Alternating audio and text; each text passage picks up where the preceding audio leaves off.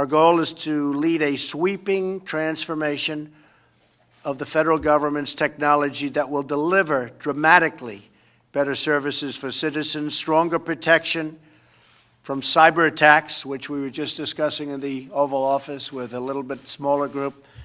That's a big problem. There's no question about it. We're going to be working on it. We're going to solve the problem.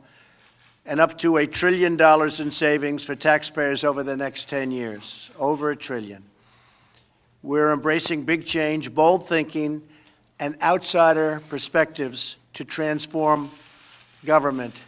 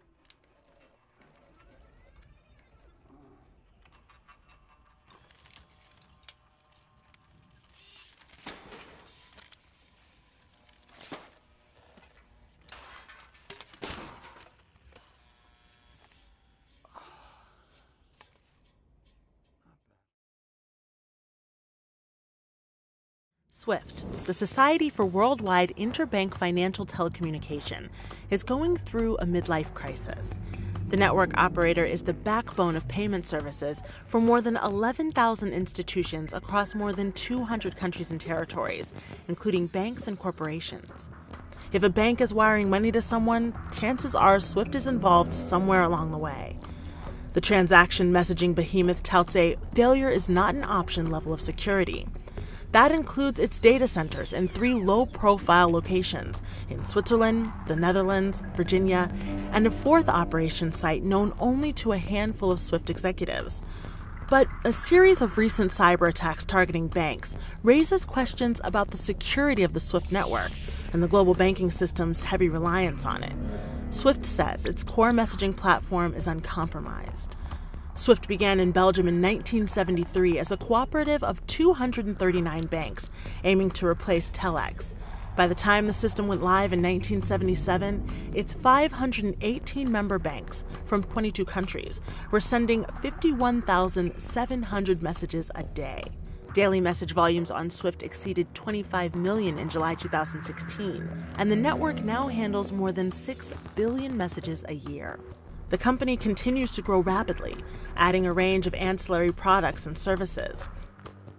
It also has been adding operations in emerging markets, which sometimes have less sophisticated security practices and have been the source of recent customer breaches. In 2015, hackers stole $9 million from a bank customer of SWIFT in Ecuador and attempted another attack on a bank in Vietnam. In February 2016, hackers walked away with $81 million from Bangladesh's central bank, which had an account with the New York Fed. The hackers have not been identified.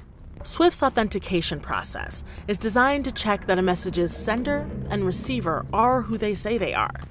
But if hackers gain control of a user's credentials, Swift may not detect the intrusion until it's too late.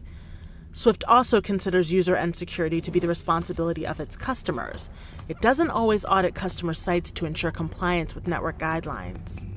Swift revealed in September 3 new cyber breaches, without disclosing their scale or locations or the banks affected. More breaches may have occurred since then. The recent breaches at customer sites are forcing Swift to make crucial changes in the way it operates. It has hired cyber forensic teams, distributed software patches, and is publishing anonymized incident reports on a restricted part of its network so that users can track attack developments. Swift's lead regulator is the National Bank of Belgium, which is asking the company to continuously report developments. Overall, Swift is overseen by the world's largest central banks, including the U.S. Federal Reserve, which is actively monitoring Swift's response to cyber attacks. A significant global outage would slow payments to a crawl. Swift isn't the only messaging service for large payments, but it is easily the most popular one, and switching to alternatives would be possible but difficult. Swift's progress reports will be closely watched, given its mission-critical role in banking.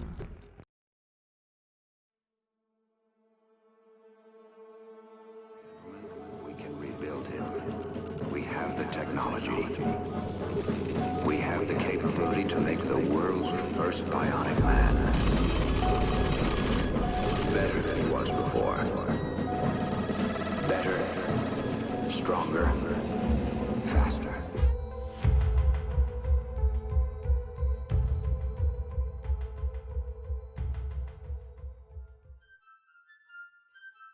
Since the days of clay tablets, people have recorded the exchange of goods and services. As we evolve into the digital age, recording these transactions has become much more complex. Whether it's the exchange of money between two parties, documenting how goods move through a supply chain, or making contractual agreements.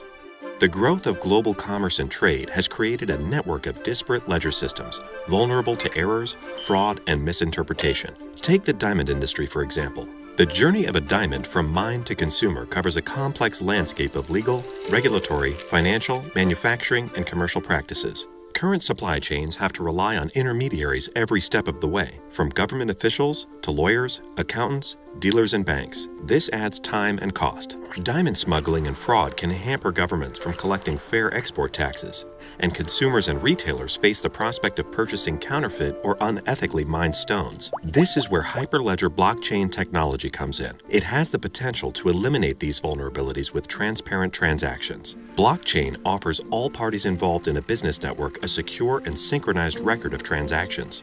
The blockchain ledger records every sequence of transactions from beginning to end, whether it's hundreds of steps in a supply chain or a single online payment. As each transaction occurs, it's put into a block. Each block is connected to the one before and after it. Groups of transactions are blocked together and a fingerprint of each block is added to the next, thus creating an irreversible chain. That's why blockchain is ideal for recording the mining, refining, and distribution of one of the most valuable goods in the world. It can trace a diamond's path from the mine to the hands of the consumer with exceptional security and transparency. While blockchain works with all types of transactions, there are 3 key features that make Hyperledger blockchain uniquely capable to handle the requirements of a regulated industry like diamonds. It's distributed, it's permissioned, and it's secure. Because the ledger is distributed, it works as a shared form of record keeping, ensuring no one person or organization holds ownership of the system. As the diamond cycles through its supply chain, everyone involved during the process is permissioned to have a copy of every record and piece of data, and no transaction can be added to the chain without consensus across the participants. This means no one person can add to or alter the blockchain without it being permanently recorded, making it tamper-resistant and highly secure, eliminating the risk of fraud and error. No one, not even a system administrator, can delete it. In the case of diamonds, a blockchain ledger keeps a record of high-resolution photos of each diamond at every touchpoint along its journey. It holds certificates of authenticity, real-time records of every payment transaction, as well as product details like cut, clarity, color, carat, and diamond serial numbers. At the end of the buying cycle, there is a complete, auditable, and indisputable record of information. Blockchain technology gives us the ability to transform industries of all sorts, from diamonds to flowers, monetary transactions, or even things like contracts, deeds, records, and other public and private agreements.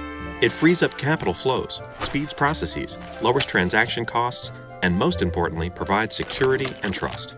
We believe that blockchain will do for business what the internet did for communication, create new ways of working and leave more time for creativity and innovation.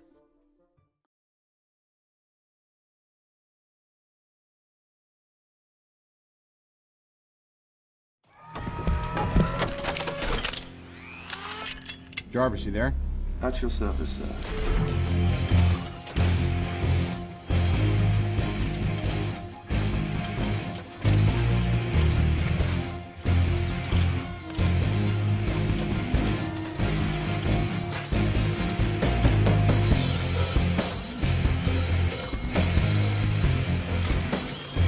In 3, 2, 1.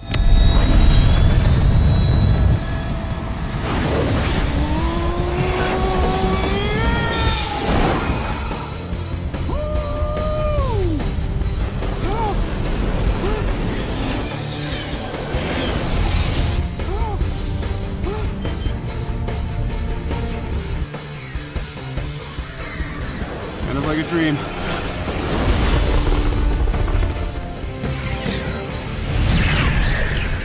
All right, let's see what this thing can do. Modern technology allows people to communicate directly. Voice and video calls, emails, pictures, and instant messages travel directly from A to B, maintaining trust between individuals no matter how far apart they are. When it comes to money, people have to trust a third party to be able to complete a transaction. Blockchain technology is challenging the status quo in a radical way. By using math and cryptography, blockchain provides an open, decentralized database of any transaction involving value, money, goods, property, work, or even votes, creating a record whose authenticity can be verified by the entire community. The future global economy will move towards one of distributed property and trust, where anyone with access to the internet can get involved in blockchain-based transactions, and third-party trust organizations may no longer be necessary. The uses of blockchain technology are endless. Some expect that in less than 10 years it will be used to collect taxes. It will make it easier for immigrants to send money back to countries where access to financial institutions is limited. Financial fraud will be significantly reduced, as every transaction will be recorded on a public and distributed ledger, which will be accessible by anyone who has an internet connection. Think of it as wills and contracts that execute themselves, or dated proof of existence for ideas, much like a patent. Blockchain will become a global, decentralized source of trust, but not everyone is ready to embrace it. A huge proportion of trust services, from banking to notaries, will face challenges on price, volume, and in some cases, their very survival. Public authorities could find it more and more difficult to enforce traditional financial regulations due to the new possibilities offered by the Bitcoin network to bypass traditional financial intermediaries. Unimagined new networks will evolve to meet society's needs more cheaply and potentially more securely. Will governments, financial and legal institutions embrace blockchain? What will happen to the ones who don't?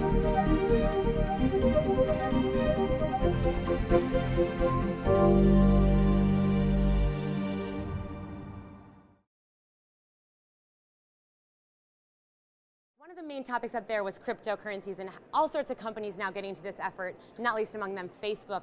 What kind of threat does this pose to the traditional banking system? Well, I think it's, you have incumbents, the banks, commercial banks, and you have the disruptors.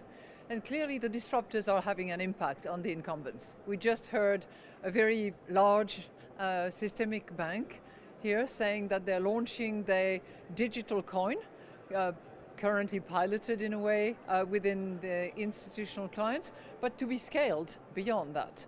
We heard from the European Central Bank that they have launched in November something that is called TIPS, that enables all the banks in the Eurozone to actually transfer instantly at virtually no cost money between them. So I think the role of the disruptors and anything that is using distributed ledger technology, whether you call it crypto, assets, currencies or whatever, and it's far from the Bitcoins that we used to talk about a year ago, that is clearly shaking the system. The voice that we heard, which was, I thought, really interesting, were those of the regulators and central bank governors who said, well, yes, this is good and this is helpful and it is changing the business model of commercial banks. But we have to be mindful of two things: trust and stability of the system. And we are equally concerned, we at the IMF, about stability. We don't want innovation that would shake the system so much that we would lose the stability that is needed.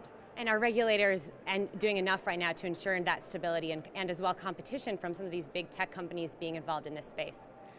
You know, I think they're mindful of wherever the competition is coming from.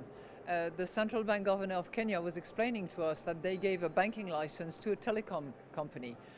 And I think in the future, we have to look at what lots of data collectors and movers are going to do and whether they're going to move into the banking space forcefully, in which case they will have to be regulated, they will have to be held accountable so that they can be fully trusted. Madam Lagarde, I know you have a tight schedule. Thank you for joining us here on Facebook Live. We always love to have you, and our viewers are certainly happy to see you back with us.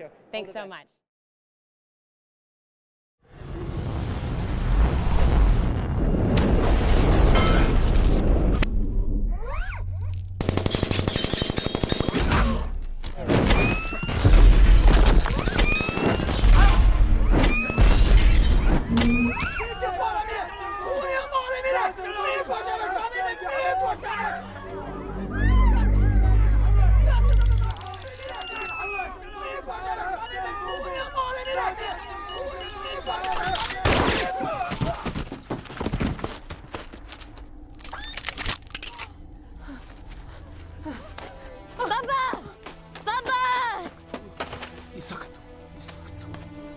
Isakto.